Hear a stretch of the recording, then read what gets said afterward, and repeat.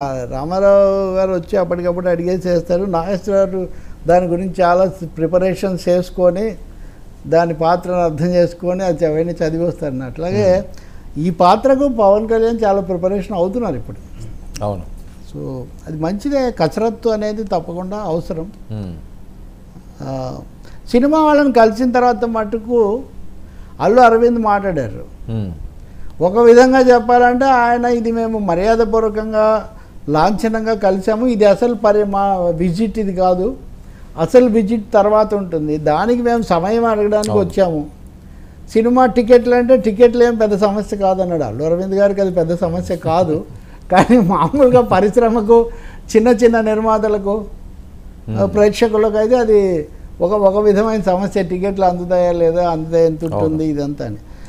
2 ఏళ్ల కిందట అదే కదా సమస్య. టికెట్లు పెంచుకోవచ్చా పెంచుకోకూడదా ఇవన్నీ. సార్ పవన్ కళ్యాణ్ ఇంకా మాట్లాడలేదు కూడా వాస్తవంగా ఆ విషయం మీద. నెక్స్ట్ టైం మాట్లాడతారేమో. అంటే చంద్రబాబు ముఖ్యమంత్రిని ఉప ముఖ్యమంత్రిని సత్కరించి మా సమస్యలు చెప్తామనేది వాళ్ళు చెప్పిన మాట. మీరు సుచిత్రను గురించి చెప్పారు, బట్ అశ్వనీ దత్ కూడా ఆయన సినిమా నిర్మాత కదా, biggest one of the biggest producers of Tollywood.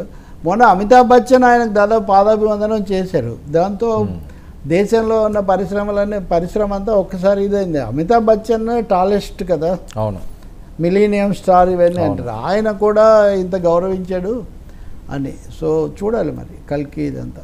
ఇప్పుడు కల్కి అవతారం పవన్ కళ్యాణే అనుకుంటున్నారు వాస్తవం. కల్కి సినిమా అట్లా ఉంది. అవును సరే. ఏంటి పవన్ వారాహి దీక్ష లాస్ట్ ఇయర్ చేసినట్టుగానే సక్సెస్ఫుల్గా అయిందని ఈయన 11 రోజుల పాటు దీక్షను కూడా కొనసాగిస్తున్నారు. అంటే ఇంత హాట్గా రాజకీయాలు నడుస్తున్న నేపథ్యంలో అంటే అది రాజకీయ కార్యక్రమాలకు దానికి ఏం సంబంధం లేదు కదా, అది వాళ్ళ విశ్వాసాలు ఆచారాలు. ఇప్పుడు నరేంద్ర మోదీ చాలా తీవ్రమైన ఎన్నికల ప్రచారం అది ఉన్నప్పుడు ఆయన రాత్రి నేను నీళ్లు మాత్రమే తాగుతానని ఏదో చెప్తూ ఉండేవాళ్ళు కదా. బహుశా ఎన్డీఏలో ముఖ్య భాగస్వామిగా ఉన్నారు కాబట్టి పవన్ కళ్యాణ్ కూడా ఆయనకు నమ్మకాలు ఎక్కువే. He's more spiritual. అవును, కనిపించేదానికంటే కూడా Pawan Kalyan more a spiritual person. వ్యక్తిగత విశ్వాసాలు అనుకోండి. సరే ఓకే. వారాహి ఏమో ఆయనకు విజయం తెచ్చిపెట్టింది, అందుకే తన వాహనానికి కూడా ఆ పేరు పెట్టుకున్నాడు. ఆ వారాహి గురించి ఎన్ని ట్రోల్స్ అయినాయో అసలు.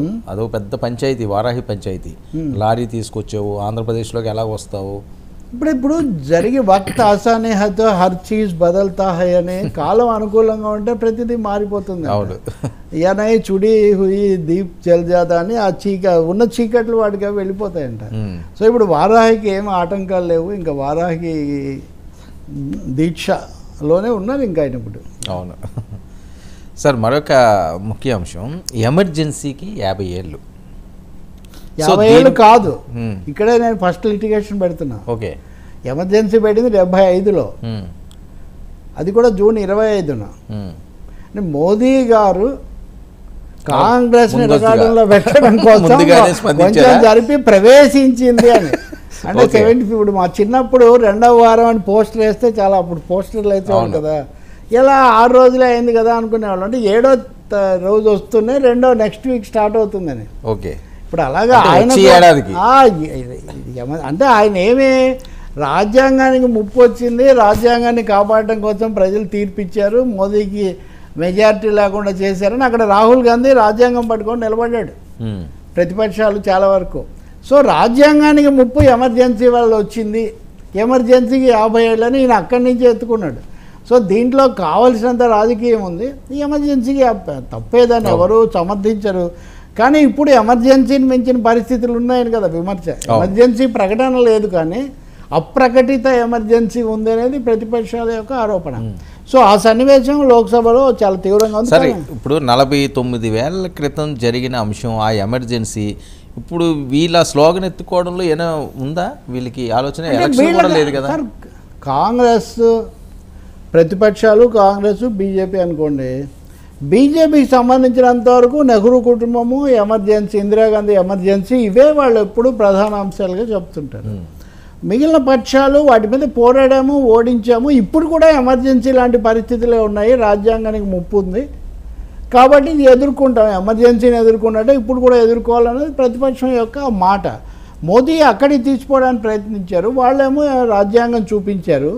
అసలు కీలకమైన అంశం ఏమంటే గతసారి 303 స్థానాలు ఉన్నాయి బీజేపీకి, అంతకుముందు కూడా 297 పైన దాదాపు దగ్గరగా ఉన్నాయి. కాబట్టి ఇప్పుడు మొదటిసారిగా ఒక 3వ టర్మ్లో మోదీ వచ్చినప్పటికీ కూడా లోక్సభలో హోరాహోరీగా పోటాపోటీగా బలాలు ఉన్నాయి. వీళ్ళకు 297 ఉంటే వాళ్ళకు కూడా 234 ఉన్నాయి. అటు ఇటు కాకుండా ఉన్న పార్టీలు కొన్ని ఉన్నాయి, మాయమైపోయినవి కొన్ని ఉన్నాయి. కాబట్టి ఒక ఢీ అంటే ఢీ అనేటటువంటి సమఉజ్జీల మధ్య సభ ఇప్పుడు జరుగుతుంది. సో దాంట్లో వీళ్ళు ఇది గుర్తు చేస్తున్నారు, వాళ్ళు అది గుర్తు చేస్తున్నారు. మొదటిసారిగా లోక్సభ స్పీకర్ పోస్టుకు కూడా ఎన్నిక జరుగుతూ ఉందంటే ఇదంతా ప్రజాస్వామికమైందే. ఎందుకంటే ఒకచోట పాలక పార్టీ ఓడిపోతే చాలా గొప్ప విషయం అని, ఇంకో చోట ఓడిపోతే మనకు అదేమీ విషయమే కాదని మనం చెప్పలేం కదా. మోదీకి ఇచ్చిన బాహుబలి బిల్డప్తో పోలిస్తే ఆయన కొంచెం దెబ్బతిన్నారు. నేనేం దెబ్బతినలేదు, మాకు మెజారిటీ ఉందనే ఇంప్రెషన్ అలా కాపాడడానికి ఆయన ప్రయత్నిస్తున్నారు. ప్రతిపక్షం నిలదొక్కుంది 10 అంశాలు